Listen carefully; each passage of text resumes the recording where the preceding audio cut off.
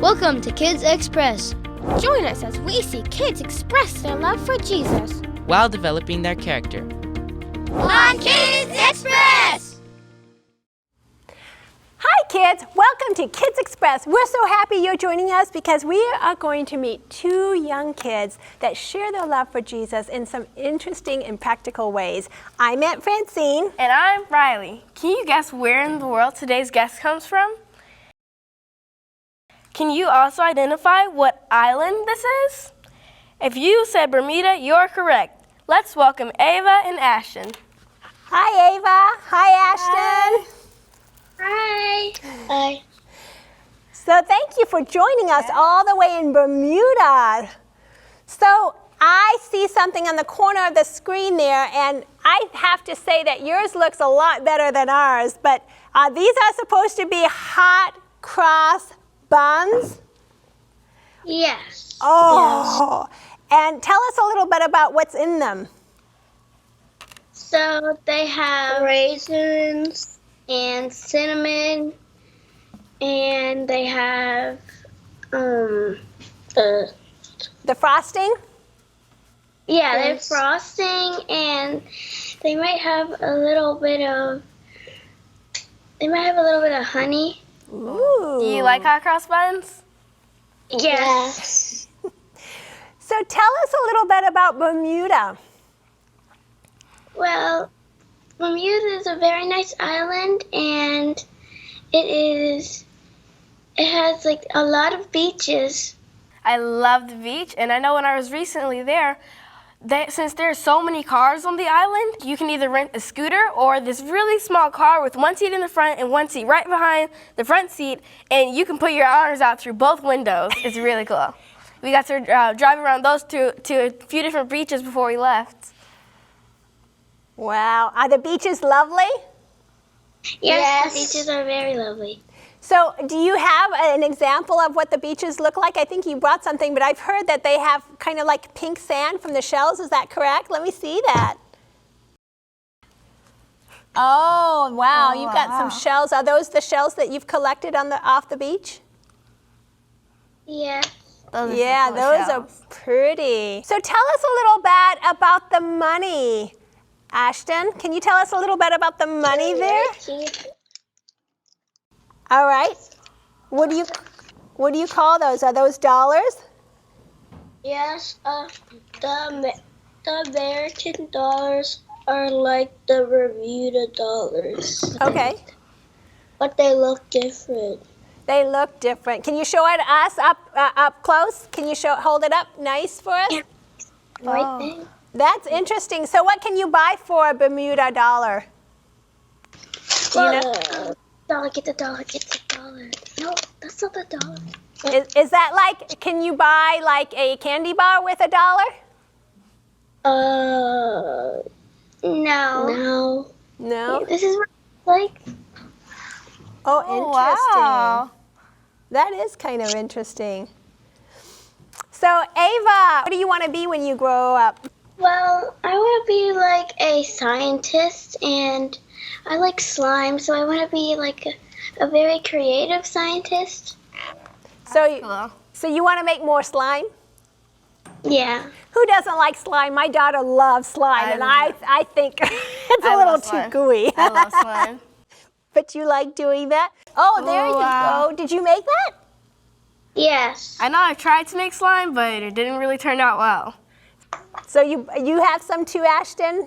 I like it. So you mix some ingredients. What do you put together? Yeah, so first you use glue, and then you use borax, and you just mix it, and that's how you make slime. And there's different kinds of slime. Yeah, there is. That makes it interesting. Cool. So tell us how you're sharing Jesus. How are the both of you sharing Jesus? What do you like to do together or separately?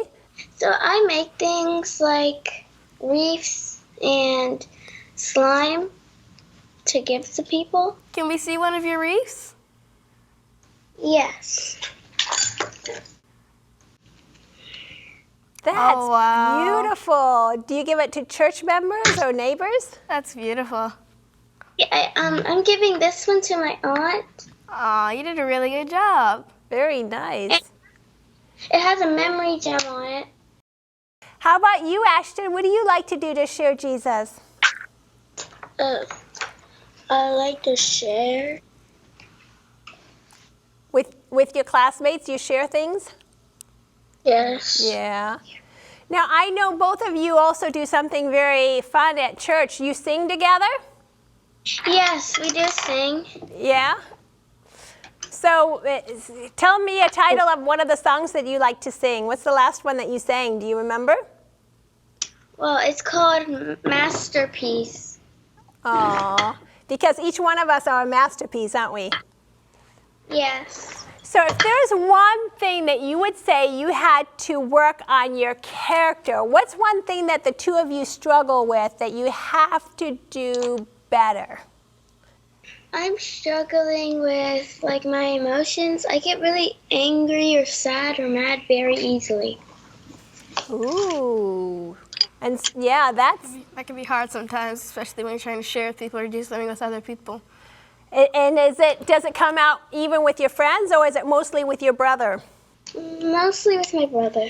Yeah, sometimes our brothers and sisters know how to push our buttons, and sometimes we let our emotions get a hold of us, the best of us, yes. How about you, Ashton? What's one character development that you would like to improve on? It's hard sharing with my sister. Yeah, it's really hard to share it. I know both of you were talking about having to share with each other, and that's when your emotions come up, because sometimes we don't want to share, do we? Yes. I know sometimes when my cousins come to visit, it's kind of hard for me to share with them because they may not be doing something I'd like them to do with my toys, and so I may get mad at them, but I try to stay calm and try not to get mad at them and say, oh, I wouldn't like you to do that. But I know sometimes it can be very hard. You're right, and I know that you're an only child, and I know my daughter was an only child, and I have to say, when she was like 2 or 3, she was having a really hard time sharing. Did you notice that when your brother was a real baby? Was he able to share very well? No. No. And they say kids that are younger than 3 years old, they don't know how to share. But once you get to be about age 3 and 4, you start learning how to share. Now, is there a time that it's okay not to share something? I think so. Yeah. Give me an example. When you're alone and no one's with get the Legos. Yeah. Maybe when it's something valuable or something that you really like and you wouldn't like to get messed up or played with how you wouldn't want to. I think you made a good point. I see, Ashton, you spend a lot of time. What is that? Is that a spacecraft? No, it's an airplane. I haven't finished it. I like it. I like it. So you wouldn't want your sister destroying it yet, right? So would that be a time that it's okay not to share? That's hard, right? And yet, what would Jesus do? Sometimes we hear the phrase, what would Jesus do? What would Jesus do? He'll help us. What do you think Jesus would do? What would he say?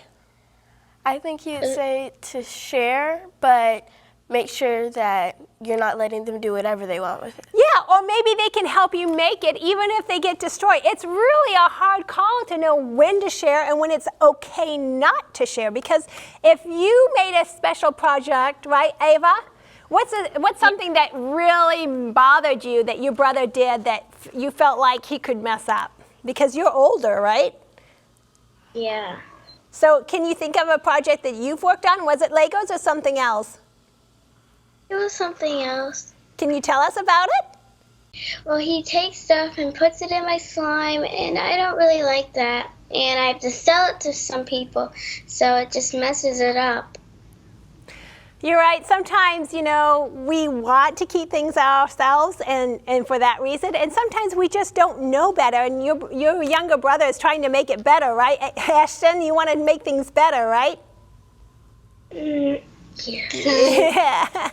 And sometimes we don't know how to make things better, and sometimes we need to have that maturity for that. But you know what? Each of us can learn from our older sister and try to be patient, or our brothers, and just try to think of what would Jesus do. So, you know, we sometimes say sharing is caring. Have you ever heard that phrase? Yes. Sharing is caring. So how do we learn about sharing? Do we sometimes have to wait our turn to play with something? Yeah. And I don't know about you, but you know, when I was with Amanda and she had friends coming over, sometimes I would actually set up a timer and say, okay, you can play with this for 5 minutes, and now your friend can play with it for 5 minutes. Do you ever do that sometimes? No. No? Well, I'm glad you haven't had to go that far. But sometimes when there is a disagreement between the two of you, what do you often do? I often make slime, play with slime. That's good. And it's I know sometimes with my cousins, I try to talk with them, and like I said, I try not to get mad. Try to talk with them, or I'm like, here, do you want to do this, and I can do this, or do you want to stay with this, and I can do something else, and we can take turns at it, like you said. And so I know that sometimes helps. And sometimes it's important to build those boundaries, like you can play with this, but you're not playing with this. So like Ashton, and when he's playing with he's still working on his spacecraft, for example, he might let you, Ava, play with some of the other Legos, but not his prized spacecraft, right? So there's times when it's appropriate to do that. And so we need to have those boundaries. And it's also important to talk to whom? Your parents, right? When there's a real issue coming up, we can talk to them about anything. I think it's time for our question. Yes. This question goes to you, Aunt Francine, and perhaps all of us can answer. Teresa, who sent her question by email, says, I want to ask you what I should do when I feel like my mother is blaming me for everything because I'm the little one. I think we can all identify that at some point, all of us feel like we've been blamed for something. Have you ever felt like that too? Yes, and I can identify with that because, you know, when we're the youngest one, it's easier for the older ones to kind of blame the younger one. And maybe that's some truth, and maybe there's some things that you could be learning, like Ashton was learning how to make slime with Ava. There's things that we can be able to learn. So yeah, if you feel like your parents are blaming you, it's a good idea to talk to whoever is blaming you. So like maybe talking to your parents. But you know, I'm so glad that God is helping us to be able to share. I think we can go to our Bible text. Let's go to Hebrews 13, verse 16. And I would like to see what that says. But do not forget to do good and to share, for with such sacrifices God is well pleased. So when we sacrifice, even when we're sharing our toys or our beloved toys that we've made, right, Ashton? Who is pleased? God. God is pleased. And so we can take heart because sometimes it's not easy, is it, to share?